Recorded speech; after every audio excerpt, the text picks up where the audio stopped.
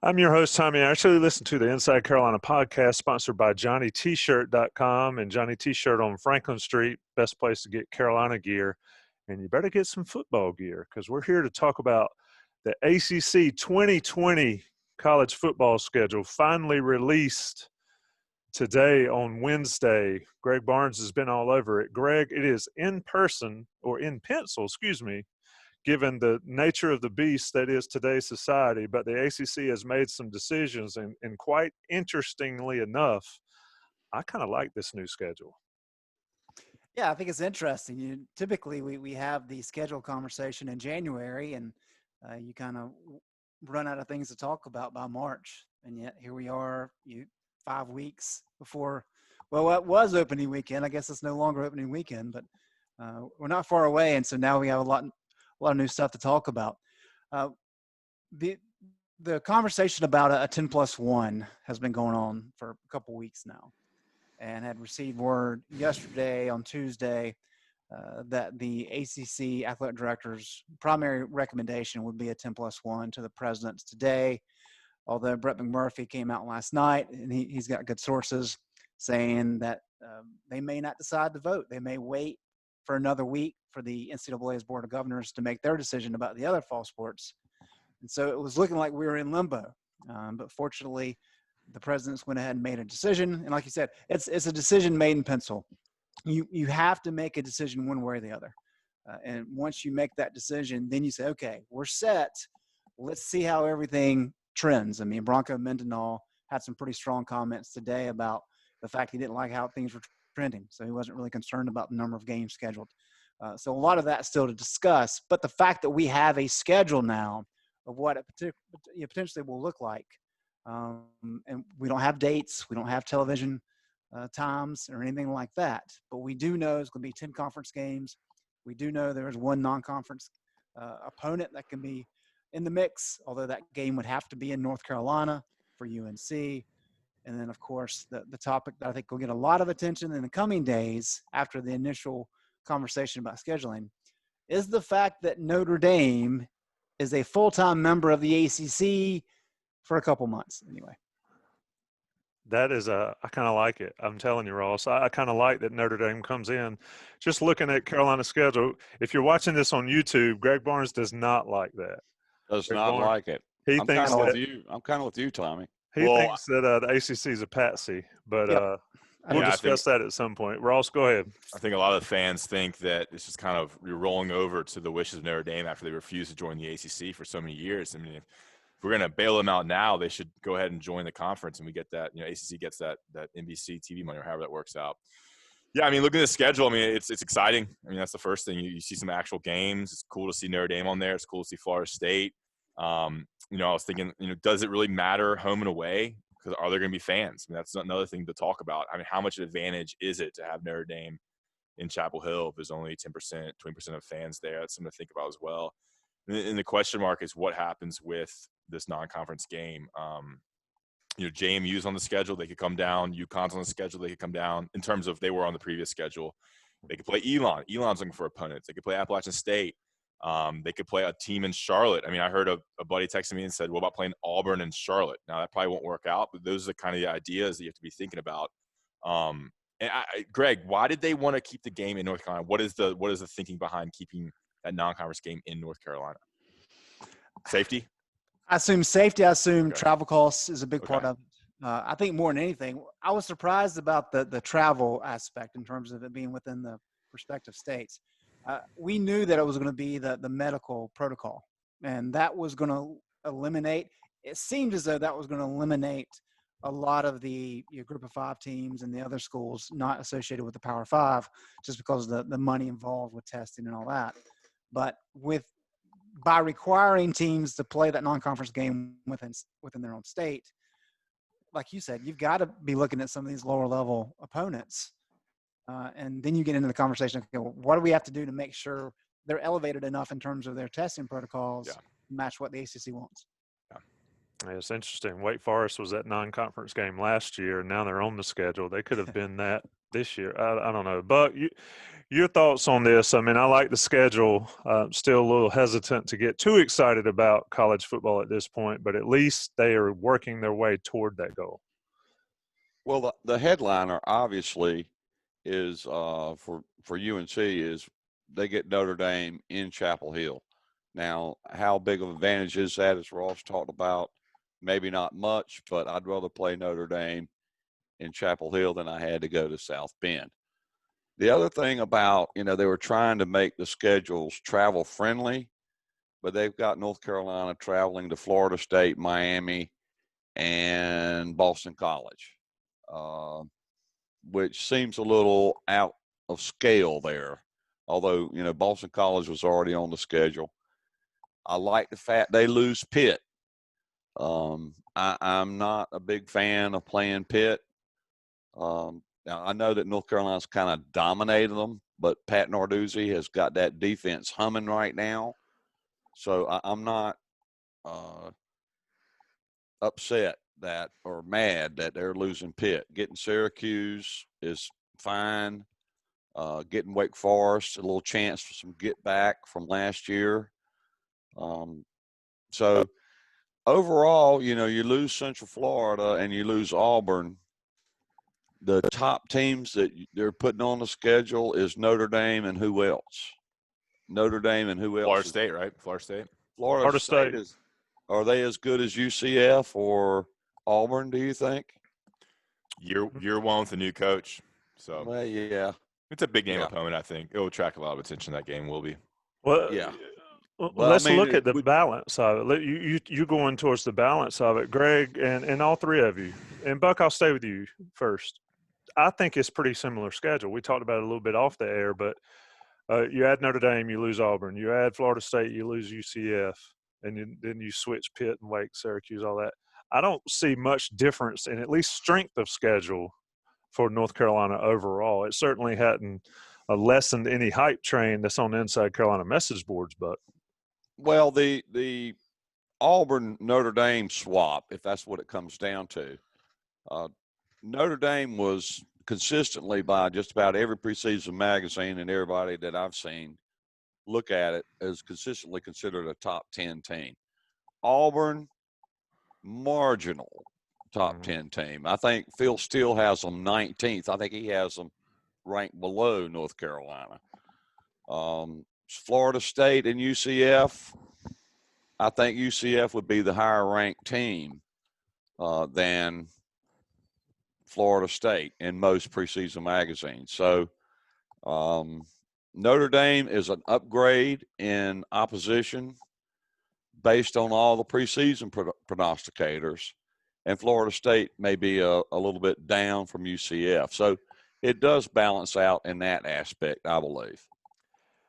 Greg, we've mentioned the out-of-conference deal, but one thing Buck brought up, looking at the schedule, Carolina goes to Boston College and to Miami. I mean, they cover the entire East Coast. Was there any thought process there when the ACC was putting this together? I know there was some pod discussion. There was, all these different 3 pods or whatever. I mean, if travel restriction was a thing, I don't think they did a good job in that sense. Well, I think depending on who you talk to, meaning if you talk to the Big Four, if you talk to Clemson, Virginia Tech, you're going to get a completely different perspective than if you're talking with people from Miami or Syracuse or Boston College. If the Big Four could just play each other twice and then add a couple games against Clemson and maybe even Georgia Tech and Virginia, you'd be happy with that. You could drive to all those games. It wouldn't be much of an issue. The problem is that the ACC footprint has expanded so much over the last 15, 16 years now that, as you said, I mean, you're all up and down the Atlantic seaboard. And it's not fair from a ACC perspective for Syracuse to have to travel, maybe to Miami and to Florida State just to make things work easier for the North Carolina schools, for example. And so I think that was certainly a topic of conversation, but at the end of the day, you couldn't make it work for everybody involved. That was something they did discuss, But unfortunately, it's not going to play out that way. I found it interesting. I mean, North Carolina's conference schedule didn't change that much. You're still going to Boston College, you're still going to Miami. You do have to go to Florida State, but then the other 3 games are home games, and so you get rid of Pitt, and then you get rid of Georgia Tech, but you bring in 3 more home games. So the core of that conference slate is pretty similar, with just that one notable travel down to Tallahassee. Greg, did you mention? I just noticed that Syracuse and BC are both not playing Florida State and Miami. Did you say that, or is that? No, I didn't. Yeah, I mean that's one thing they've done. So the 2 most northern teams are not playing the 2 most southern teams. Right. So there, obviously, the idea is there, but in terms of making it work where everybody could benefit to the best of, say, the Big Four schools, for example, they couldn't make that work. But they did their best in trying to limit exposure for all those other teams. It's a tough ask when you got schools everywhere. And if you look, like Syracuse and BC are both playing Notre Dame and Pitt, and like Pitt's playing Pitt's playing. So they're trying to keep there is some regional aspects here, but then you have UNC going up to Pitt and Syracuse and down to Florida as well. So yeah, I just noticed that Syracuse and Boston College don't have to go to Florida, but which raises the question. I mean, who knows where we are in a couple months? But Florida, we know what's going on down there. And we've seen what's going on with the Miami Marlins in Major League Baseball down there. I mean, that's got to make people nervous. Got to make the powers that be in the ACC nervous about getting this thing done.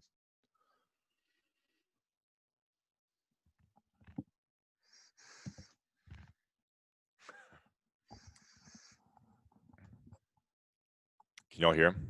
Mm-mm. I can't hear you, Buck. There you go. Okay. Yeah, Tommy. What's happening now, though, is it seems like the Sun Belt, and again, I don't have a medical degree, but I'm just read what I read, and it looks like the Sun Belt seems to be calming down a little bit, and the Midwest is picking back up in terms of possible, new cases and so on and so forth. So who knows what it's going to be in September? We've seen this thing change time after time after time. So we'll just look and see, how that works out. One thing I wanted to mention before we get any further, the Virginia Tech game got a little easier today. Caleb Farley is out. He's skipping the 2020 season, he's without doubt their best secondary player, maybe the best cornerback in the ACC, is opting out of the 2020 season, and UNC gets Tony Grimes. So I think North Carolina's looking pretty good in the secondary, while Virginia Tech takes a step back today. Yeah, the aspect of that's fascinating, Buck, is that we don't really care that much about Virginia Tech this year, right?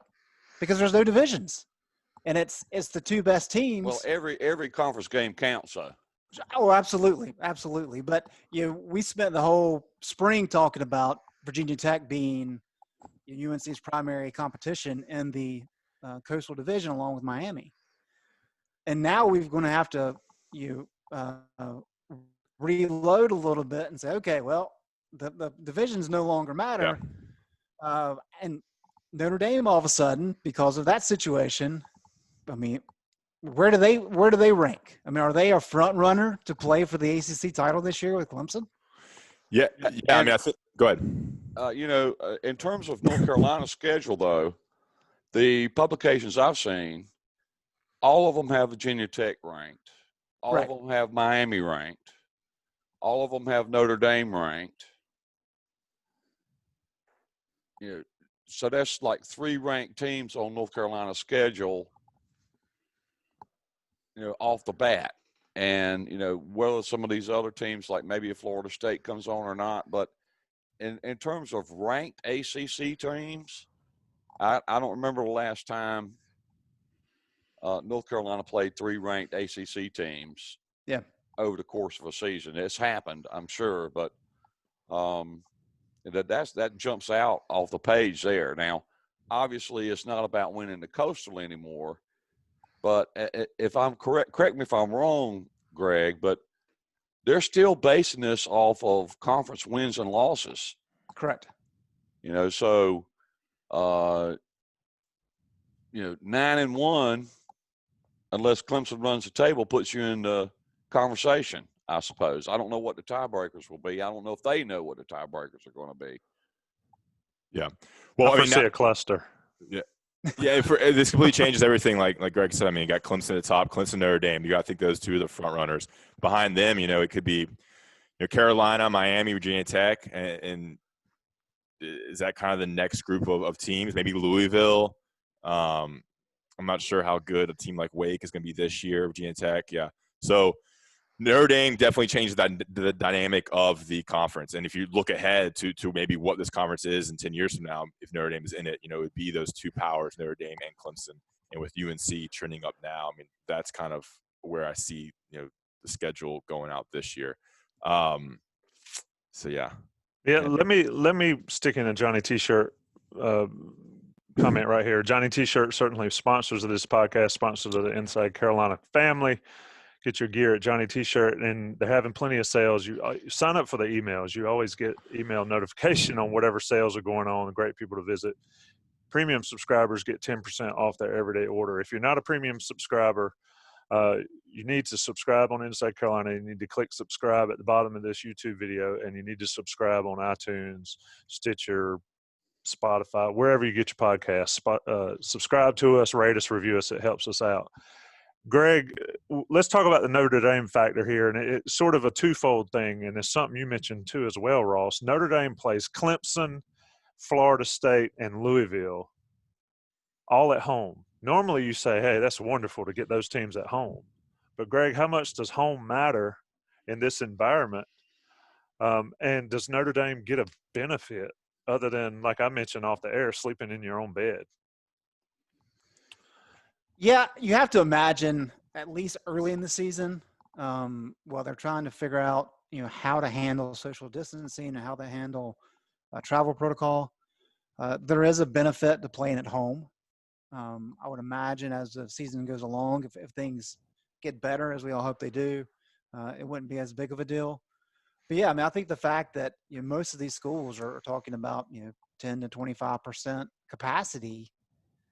That's pretty significant in terms of you're not going to get much of a home crowd doing that. It is really, as you said, it's the benefit of sleeping in your own bed and all those kinds of things. So I think it's fascinating that this will really be a good test of, look, you've got 10 conference games. We're not talking about having to win a division. With the Coastal Division, you can go 5-3 and win it, right? It gives NC State a chance. NC State has a chance now to win the Atlantic now. No excuses, right? Absolutely. See, they can prove that Coastal games today. They could prove that they can win the Coastal Division, right? This is their year. But it's that whole dynamic of the crowds don't matter really, or not as much. You have a 10-game schedule. It's all one division. May the best team win. And all these other variables that we like to talk about so much, they're really kind of on the sidelines. And it's just about who's the best team on the field that particular day. One thing I'll add on home games, if it's going to be 20% capacity or 25% capacity, I mean, crowd noise becomes pretty much a non-factor. You're able to hear coaches calling in plays. Coaches are going to hate that. But it's good for it helps the away team because it's like a spring game. They don't have to do this to hear the play call. They don't have to doesn't have to be as many signals. They're going to be able to hear everything, and you're not going to have fans right on you yelling. So, maybe it helps a team like Duke. Well, it's a mixed bag, right? Because North Carolina won't have to worry about Florida State fans. Yep. Yeah. I mean, it gives the advantage to the away team not having a crowd factor during away games. Like when Notre Dame goes to I guess Clemson has to go to Notre Dame. I was looking at look at Virginia's away schedule. Good Lord. In a normal year. Oh yeah, it's brutal. That's a good example, Tom. That's what I was getting at. Like at Clemson, at Florida State, at Virginia Tech, arguably the three loudest stadiums in the ACC. Yeah. Brutal. Buck, this deal is just strap it up and play. Got 10 games. Everybody's racing to the same finish line. Strap it up. Let's go. So, wait, go ahead. Were you leading someone Yeah, on there? I was going to say something, but what I was going to say, rather than follow up on what Tommy just said, was That's what you we have got to, before we close out this podcast, have Tommy and I on a debate team against you and Greg as to why it's a good idea or a bad idea that they're including Notre Dame in the whole ball of wax for the ACC. Because I think Tommy and I are on the same page, and you and Greg are on the same page. Well, I love it for the competition. Like adding a team, it's great for a good team, but financially for the conference, does that really? I mean, I don't know. I don't know how it works. I mean, I'm sure Greg has a better answer than I do, but you're going to bail them out now. They better help you out later is what I'm thinking for the ACC. But I mean, for being a fan and not caring about the future of the ACC, I think it's great for this year. It's awesome. It's a cool addition. Yeah, we sit here to talk about Pitt, Syracuse, and Boston College. I mean, let's be honest. The ACC is not what it used to be. But, Greg, tell me why. I know why, but tell our listeners why you don't think Notre Dame's addition here is a good deal for the ACC. Let's say I think it's a good idea for the year. Okay, here's my issue with it. We can't win if you give up at the start, Greg. You're waving the white flag already. You guys are already trying to put me in the corner saying it's not a good idea to have. Well, you were shaking your head when Tommy said it was a good idea. We could see you doing the welcome to the Zoom world. Yeah, I tell you. Yeah, that's right. The YouTube world. So the Pac-12 has already done their conference-only games, and that knocks out a lot of what Notre Dame wanted to play. And so Notre Dame is kind of reeling right now. Now, are they going to be able to find teams to play? Of course. They're an independent. Teams are going to be looking for opponents. Notre Dame would be able to make that work. However, the ACC has been over backwards for Notre Dame in allowing them not to join the ACC in football. Now, you do have the clause, I think it's through 2035.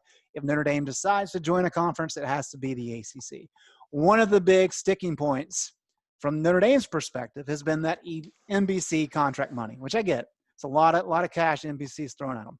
I think that deal, Buck, you can correct me here, is like through 2025, 26 maybe? 2025, okay. $15 million a year right now. I don't know if it goes up or not. Right. So that's always kind of been what they've said. Well, we can't really have a discussion about joining right now because we have this contract in place for another 5-10 years. We'll kick it down the road. I think this is the ultimate opportunity, and this was the ultimate opportunity for John Swofford, who has done a tremendous job for the ACC in the way that he's handled expansion. This would have been a feather in his cap to be like, look, a lot of cash there, big brand name. We would love to have you in the ACC. If we're going to help you out, though, in a pandemic year, when we're trying to get our ducks in a row, you're going to have to say, look, when we get to that point where that NBC contract is up, we're going to join the ACC. That has to be a stipulation here. And if you're able to get that done, Notre Dame says, look, we need you this year. And this is a crazy, we've never had a year like this in college football. We need the ACC. And by John Swofford only focusing on the revenue for 2020, which is what this was. He wanted that NBC money because all these television revenues between ESPN and NBC are going to be shared equally among all 15 teams. So that's going to help because all these schools are really struggling financially. By being short-sighted and not holding Notre Dame's feet to the fire, you're letting them off easy. You had to have required a stipulation that if we do this and if Notre Dame can play for the ACC title and get a spot in the Orange Bowl, they have to commit to joining the ACC because it is going to be hysterical and it's going to be a bad look on the ACC for years to come. If Notre Dame joins for 1 year, they somehow get to the title game, upset Clemson, and they have that bragging right of being an ACC champion without ever having been a member. He makes a good point. Yeah, great question, Greg. So they get NBC money, 5 home games, same money, and it all goes into the ACC pool to be spread among the other teams. They're taking the NBC money and the ACC money. Gotcha. Putting it in the same spot, splitting it 15 ways. So how do we know that deal didn't happen? That's my question, Greg. Now, why now? One thing I can be sure of is that if that was a stipulation, they'd have never made that public. They would have never said in 2025, we're leaving NBC, we're going all in with the ACC. NBC would be upset. All of the people they've got scheduled between now and 2025 would be upset. How do you explain that in that context if that is a written, agreed to provision in the contract? Tommy makes a great point. We don't know that didn't happen. I'm comfortable in saying it didn't happen. Well, I'm comfortable in saying that it did. I don't know. I'm starting to think if you can't prove me wrong, then I must be right. That's how things are these days, right? That's exactly right. All right, boys. Last thing, Greg, Buck, you mentioned it, and I want just to talk about it briefly because I think it's relevant. Maybe a completely other podcast. But Greg, the Virginia guy, the Virginia Tech corner, opts out. Carolina obviously has at least one. That's a surefire NFL pick at this point. The NBA is doing it. The NFL is doing it. I mean, is that a thing? Is that going to become a thing in your mind? You follow it as much and as well as anybody. I mean, I don't understand why you would opt out because of what's going on. I can see opting out so you don't want to get hurt. You know what I mean? It's just I don't know. Is it a thing or is it a one-time thing? There's the whole conversation. As we talked about earlier, this is written in pencil, and we all hope that this goes off according to plan. We go through the whole season. We have bowl games, all those kind of things, and everything's fine. I think the issue is going to be is what happens when a team, like with the Marlins this past weekend, you get 14 guys that get COVID, and they're mild symptoms, they're healthy, not an issue. But in reading through the ACC documentation today, I mean, it's a 10-day quarantine from the time that you either test positive or show symptoms. Contact tracing is 14 days. So we're talking about the potential for 2 weeks of anybody that came in contact with somebody who had COVID. So I think there's the potential for certain relevant teams to just get demolished in terms of your key players not being able to play. And when you go to conference-only schedules like what North Carolina has, we're not talking about, they play Mercer next week. We can manage it. You're not playing Mercer this year. I mean, you may play UConn or James Madison. But you're playing good opponents each week, and you're not, as we talked about, you don't have a division. It's every game matters in that conference standing. So there's the potential for teams to really have some issues, and for the best teams not to be at the top of the polls because of COVID. So when you extrapolate that and you start talking about, well, how does this affect teams nationally? What if things go off the rails and you have teams that maybe can't even field a team for a week, and you have some of these worst case scenario things pop up? Are we really talking about a legitimate season? Like, Tommy, you and I were talking about the other day. I mean, is this a season that may end up with just asterisks beside it? And if it's not kind of the true season that everybody wants it to be, do we get midway through and some guys are like, you know what, this is not worth it. I'm just going to go ahead and pull out, as opposed to doing it already.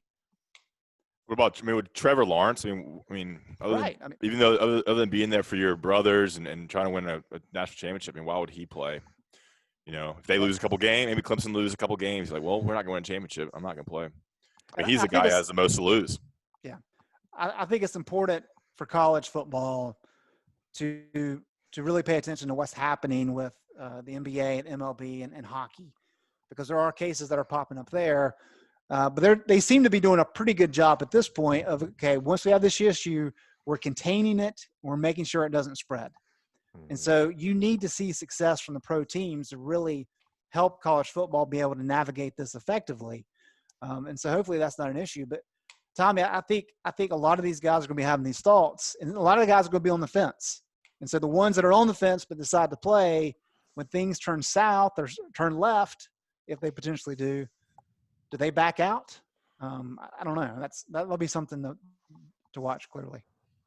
It'll be a fascinating study to pay attention to it. I mean, the thing about the NBA and the they're in a bubble, and hockey's in a bubble up in Canada, and soccer's in a bubble, but MLB's not. and then these guys get it. I think MLB's roster 60. They have 60 available players in case that happens. College Yeah. football, certainly not.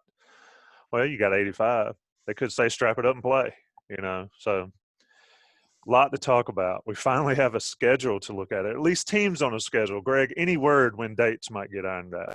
No. We'll come back and do this whenever that happens, I suppose. Yep. Buck Sanders, And we're joining. not sure if it's going to start the 12th or the 19th. It could start the 19th, correct? It's the second week of September. So the 12th and the 19th is the ACC championship game date in December. Mhm. But it can't start Labor Day weekend, which is supposed to be week 1, but it can start as early as the 7th of September, which I guess is, I don't know if that's Labor Day or the day after, but that's the idea. Another podcast, but I'll throw it out there before I go. So what happens with fall camp if North Carolina doesn't play to the 12th? They keep going. They have NCAA modifies things to allow them to go over their allotted number of practices and so forth. We will have to wait until next Tuesday, which is when the NCAA Board of Governors rules on what they want to do with fall sports. But with the ACC making a decision, you would hope that the SEC will go ahead and make their decision, and Big 12 will be there with them. And by that point, they can say, hey, these are changes that need to occur, because the Football Oversight Committee is part of that. And they're the ones that told, as you've covered so well, Buck, they're the ones that kind of put their foot in the ground and said, hey, don't make a decision yet. Let's wait a couple weeks, see how things turn out. But we'll have guidance on that then. I'm trying to remember. I can't remember if it's 29 days or 29 practices. I need to look that up. I don't have it in front of me right now, that you're allotted in training camp. Right. And typically it's, if your first game is on this day, I think you have 29 days prior to that is when you can start training camp. And so clearly with them pushing the start of the schedule, at least for the ACC, back a week or up a week, however you say that, it could change how UNC approaches training camp. But right now it's August 6th. One thing's for certain, I'll be canceling my hotel in Atlanta September 12th. We got to cancel some flights. Flights, Yeah, hotels. that's right, we do. Yeah, What about Orlando? You still got that one on the schedule? all of that. If anybody needs a hotel in Orlando or in Atlanta or some Southwest flights, give me a call. Boys, it's been fun. Buck Sanders, Ross Martin, Greg Barnes, Inside Carolina podcast, sponsored by Johnny T-Shirt, johnnytshirt.com. Rate us, review us on iTunes, subscribe on YouTube. Check us out. We'll be back. This crazy bunch will be back talking about the next step in the process of getting ACC football going. Thanks, guys. Thank you, Thanks, Tommy. Thanks, Tommy.